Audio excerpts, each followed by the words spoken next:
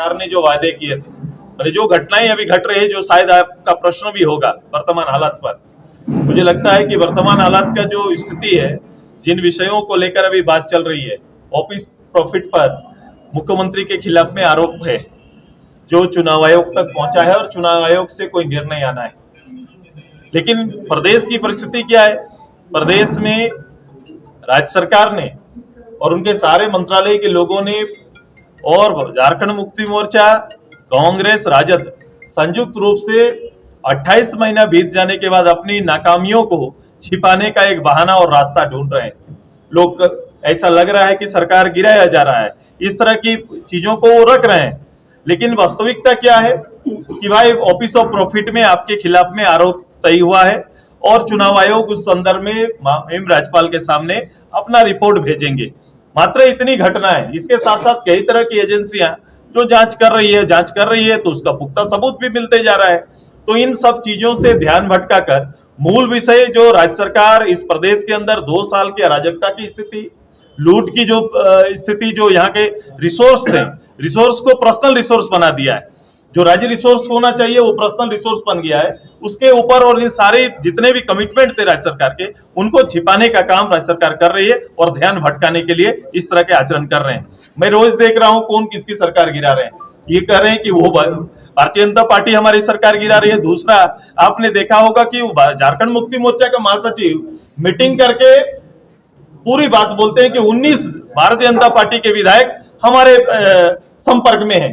तो ये आरोप भी आपका सही नहीं जचता, क्योंकि एक पब्लिक बड़ा कंफ्यूज है कि भाई कौन किसकी सरकार गिराना चाहता है। ये असल में ये हो रहा है कि ये ध्यान भटकाने का काम हो रहा है, नाकामियों को छिपाने का काम हो रहा है, और इस सब से और इस तरह से जो नाटकीय व्यवस्था से आप जनता से पार नहीं पा सकते हैं। जन मुद्दों के साथ और कमिटमेंट को पूरा करने का हल्ला बोल कार्यक्रम हम लाएंगे और पब्लिक के साथ खड़ा होकर उन मुद्दों को पूरा करने की आपसे और आपकी सरकार और इस गवर्नमेंट से अपील करेंगे और आंदोलन करेंगे। क्या मध्यावधि चुनाव की मांग करेंगे, क्योंकि अभी ये इस तरह का हौच पौच हो गया है? क्या वो उसका विकल्प है?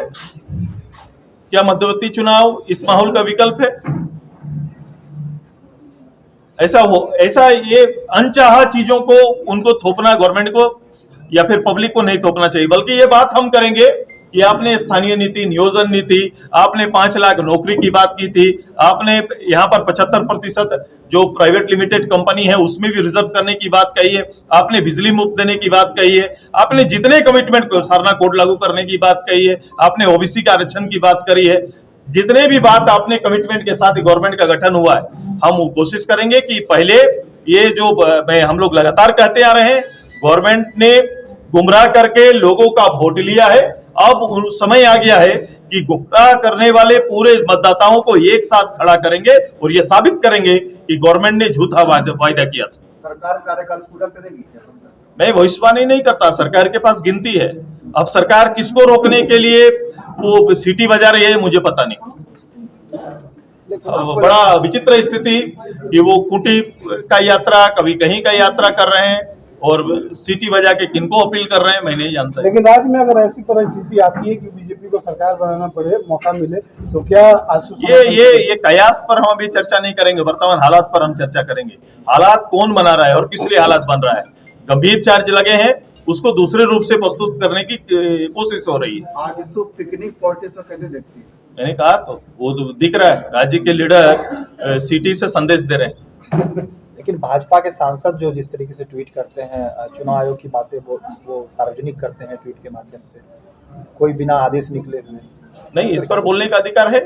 पॉलिटिकल वार होना चाहिए, पॉलिटिकल बहस हो, लेकिन उसके लिए पूरे राज्य का काम बंद हो जाए, मंत्रालय बंद हो जाए, लोग काम ना करे, ऐसा स्थिति तो नहीं होना चाहिए।